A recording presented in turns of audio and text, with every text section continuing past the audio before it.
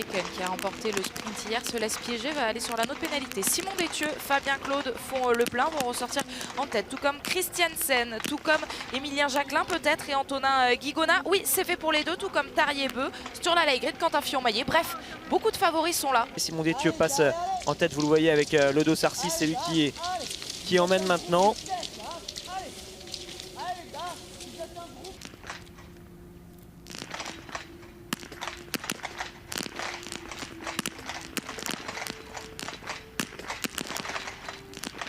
Bonne stratégie de Sturla Laigrid qui va pouvoir ressortir en tête. C'est également le cas pour Andersen, pour Fabien Claude côté français, Antonin Guigona, Quentin Fillon-Maillet, Simon Détieux vont quant à eux devoir aller tourner.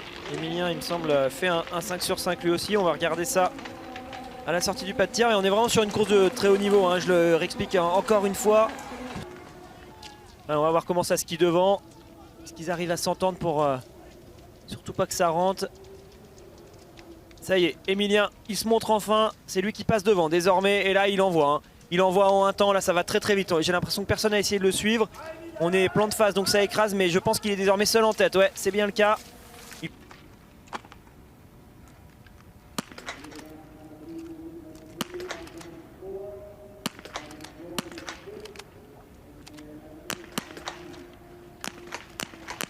Et il y aurait une erreur pour Émilien Jacquelin, la simulation qui continue de nous faire des petites frayeurs.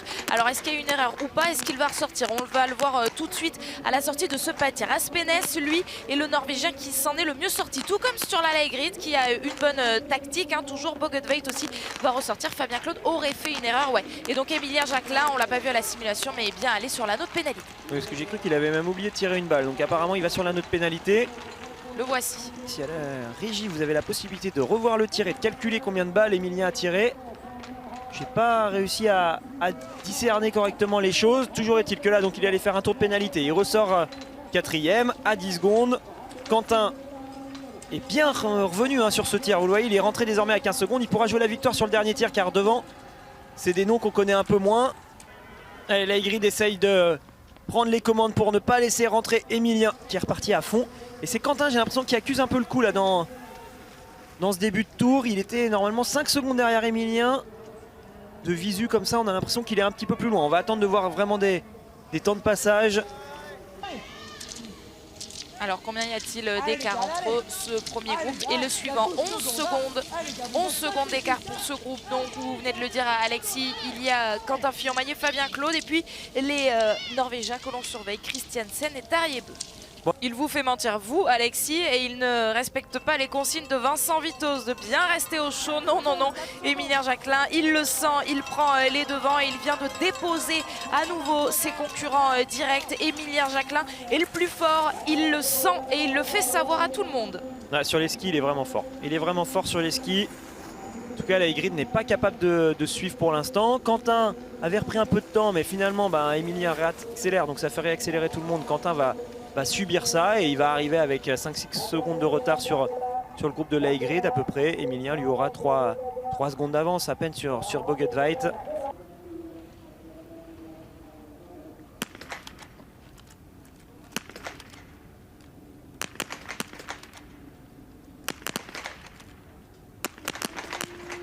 Un tour de pénalité pour Émilien Jacquelin. Et le plein pour Sturla Laigrid qui va pouvoir ressortir en tête. Quentin Fillon-Maillet, peut-être le plein. Oui, le français va ressortir également sans devoir passer sur l'anneau de pénalité. Christiansen, Fabien, est-ce que Fabien a tiré tout ce qu'il fallait? Il lui restait peut-être une balle et on va voir s'il va sur l'anneau de pénalité. Bon, Quentin ressort deuxième. Émilien vient bientôt ressortir, je pense, dans 10-15 secondes. Il peut encore peut-être croire au podium, mais il va falloir vraiment s'arracher car ils sont sortis. Des très costauds juste devant Christiansen, Tarier-Beu. Émilien Jacquelin.